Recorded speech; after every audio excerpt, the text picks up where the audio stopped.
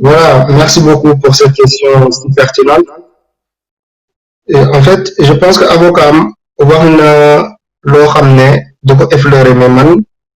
dama ci jaar ci digg parce que Macky Sall moom moo empoisonné Abdou Karim Gueye bi mu nekkee am kon da nga Abdou jàpp Karim ni Gueye ci prison attends kaay sof kon da nga jàpp ni pouvoir u Macky Sall ñoo empoisonné Abdou Karim Gueye bi mu njëkkee nekk en prison. exactement D'accord. Abdou Karim Gueye bi mu lekk biir prison sandwich bi mu lekk biir prison loolu moo tax état de santé bu mu génnee il a fallu que population sénégalaise cotiser ko pour ñu acheminer ko d'urgence en Allemagne sinon bakkanam mënoon na ci des c'est on a affaire à des criminels ñoo xam ne ils sont prêts à tuer même pour nit ñi bàyyi di leen sonal di wax ci ñoom di yee askan bi donc loolu c'est un fait boo xamante ni Macky Sall doit répondre par rapport à ça tentative d'assassinat bu ñu tenté di rey suñu frère Abdou Karim Gueye ñun activistes yi on l'a en mémoire et on n'oubliera jamais donc on sait que désormais dee moo ñu menacé mooy la plus petite mooy une des choses les plus évidentes qui soit pour tous les activistes yoo xamante ni ils font des allers-retours en prison wala ñoo xam ne demaguñu prison donc avocat am lu mu expliqué allô allô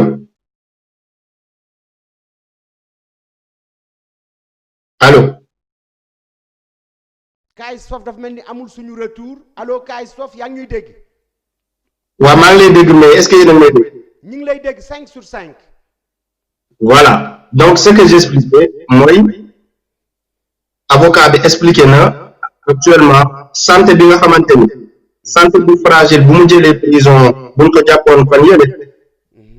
moo ko rattrapé tey encore il est malade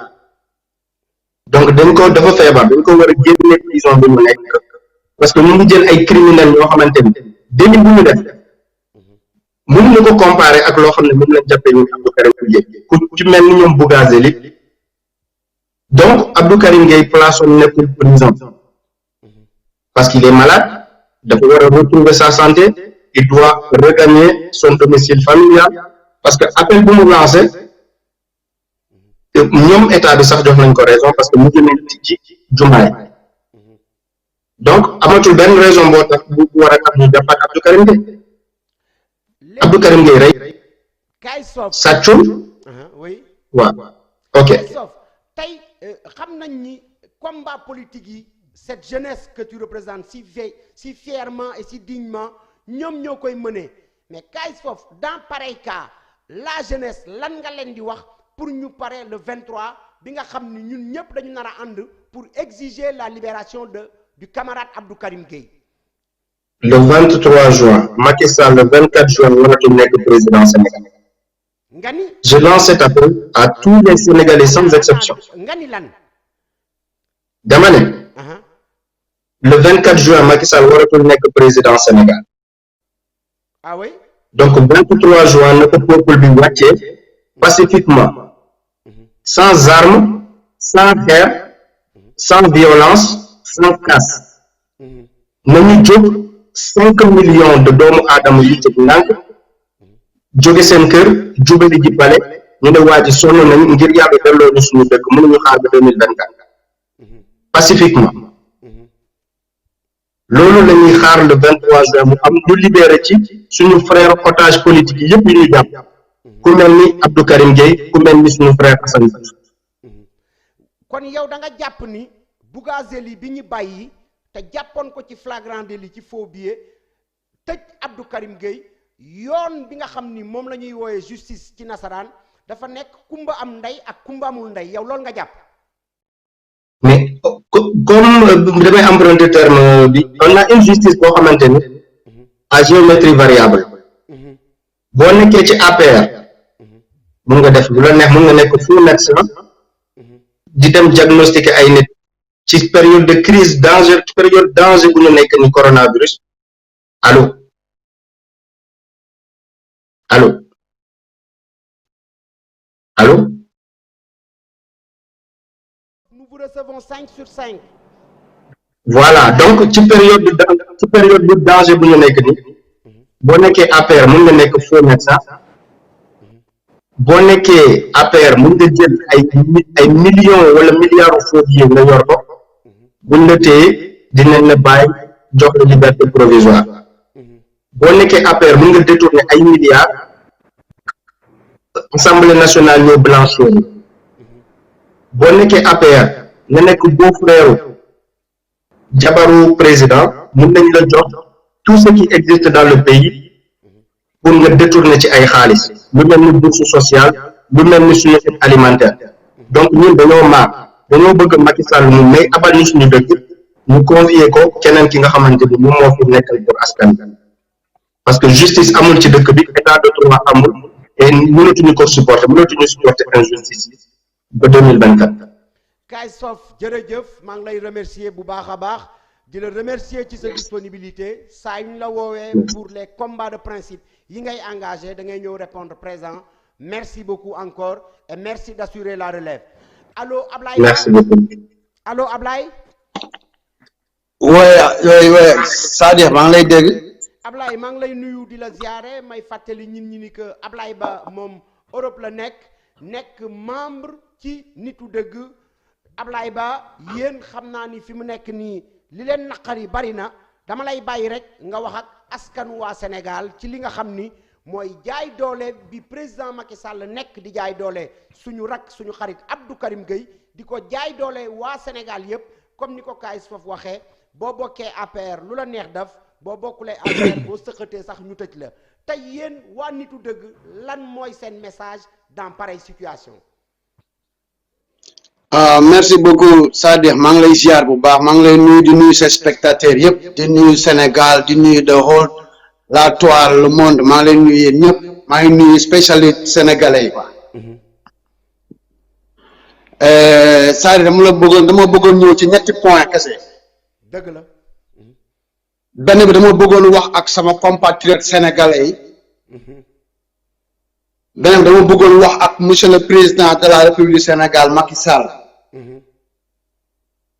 beneen bi dama bëgg a wax ak la magistrature la justice la gendarmerie la police ak képp ko xam da nga amee ndomba tànk buy représente justice ci biir Sénégal. gis nga depuis jamonoy maam Adama ba léegi. history mi ngi wax lépp lu fi xew lii bind nañ ko lii wax nañ ko lii documentaire nañ ko lii film nañ ko kon depuis booba ba léegi ci yonent Yàlla Souleymane ak li xew Sénégal sax depuis Lamine Gueye Valdiodio Ndiaye Mamadou Dia Senghor Blondin Abdou Diouf Ablaye Wade lépp mi ngi ci conscience doomu aadama yi lépp mu ngi ci conscience Sénégal lii xew ci suñu réew le Sénégalais est pacifique le Sénégalais est très intelligent très civilisé lépp luy xew ci injustice Sénégal xew na ci yeneen dëkk ñooñu taal ko mais ñun Sénégalais ñun ñu ngi am éducation ñu ngi am restreint ak civilisation ma nga xam te ni dara duñu taxa yàq suñu dëkk wala indi ay organisation yuy riposter against the justice wala against so-called authorities déjà dafa am benn loo xam ne bëggoon naa ci accentuer wi quoi le mot autorité ak responsable dafa am différence parce que ñi nga xam ne ñun ñoo lañu teg suñu kanam ñoom dañoo jël le mot autorité yi mel ni comme ñoom ñooy yàlla te autorité yi yàlla kese mooy autorité ñoom ay responsable lañ c'est des responsables yàlla mooy autorité moom mooy def lu ko neex te kenn mënu ci dara ñii ay responsable lañ dañoo jël man góor laa yow góor nga ak beneen góor ak beneen sénégalais ak ay jigéen ak ay góor ñëpp dajaloo ñu boole suñuy conscience boole suñuy xol boole suñuy xalaat ak suñuy doole lépp ñu légué Macky Sall le président de la République ñu bàyyee ko lépp muy organiser di centraliser mais on a vu que ni suñu dëkk bi vraiment dafa bëri délabrement, dafa bëri injustice.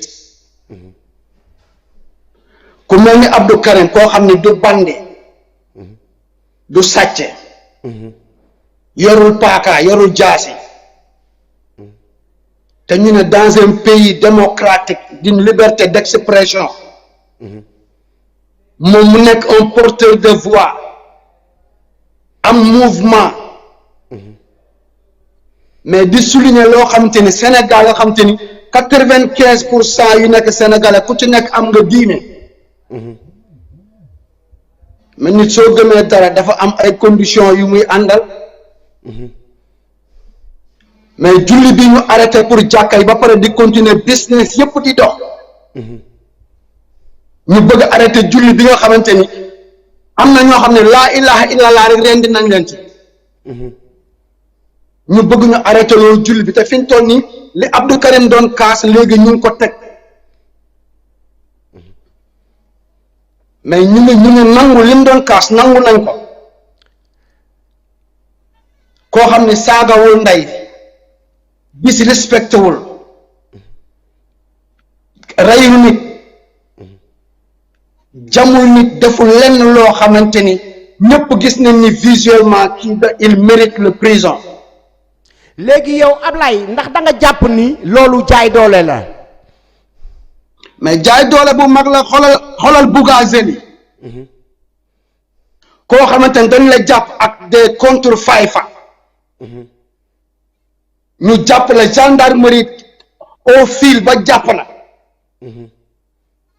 nga ñëw di leen corrompre flagrant délit encore on top of that te yow ngay député ñu lay fay au nom du peuple gendarmerie de justice jàpp la flagrant délit te du sax 6 months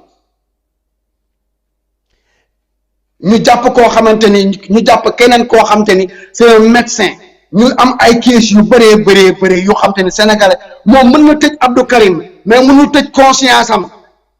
waa léegi dama lay laaj feebar bi nga xam ni moo tax tey ñu organiser lii pour wax nguuru Sénégal ñu bàyyi Abdou Karim Gueye yow nga bokk ñitu dëgg des valeurs yéen bu ngeen amoon message bu ngeen di lancer pour le 23 juin au peuple sénégalais lan nga leen di wax. le 23 juin bi gis nga Abdou Karim à l'instant bu ñuy wax ni Abdou Karim symptômes yi mu amoon au début de sa maladie symptômes yooyu la amaat au prison son médecin spécialiste son médecin traitant mu ngi koy woo parce que foofu ñu ko denc amuñu spécialiste amuñu un traitant boo xam te ni il peut assurer sa santé. médecin bi sax dañ ko bëggoon indi ci live bi mais xam nga ak droit de réserve bi am na yoo xam ni mënuñ ci wax moo tax médecin am teewul tey ci live bi waaye daf fi waroon teew. le 23 juin bi tout le Sénégal tous les patriotes tous les activistes tous les mouvements imam yi ak doomu imam yi ak képp koo xam ni jullit nga. ak képp koo xam ne am nga ngëm-ngëm parce que Abdou Karim xeexul seulement l'islam dafay xeex équité dafay xeex prospérité xeexal nañ catholique yi xeexal nañ jullit yi xeexal nañ tarix yi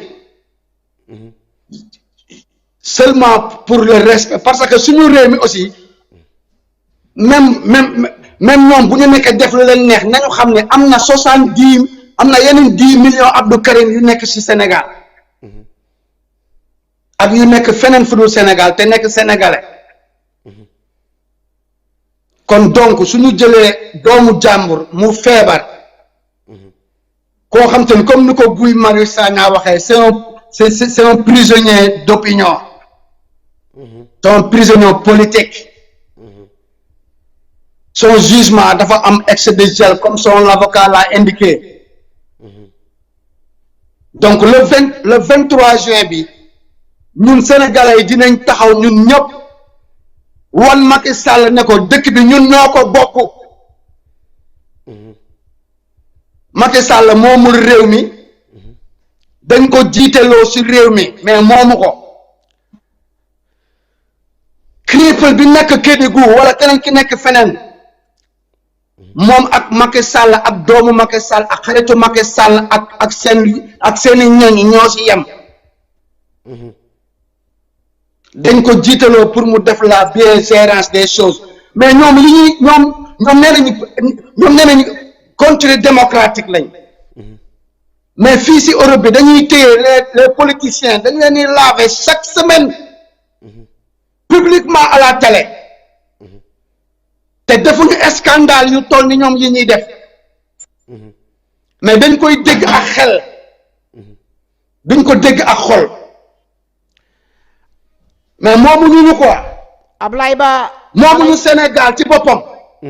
Ablaye Ba ma lay wax jërëjëf ñi ngi lay gërëm di la sant ci sa participation ñi ngi gërëm di sant taxawaayu nitu dëgg des valeurs di leen wax ni ensemble dinañ ànd ci combat bi pour la libération de notre camarade Abdou Karim Gueye jërëjëf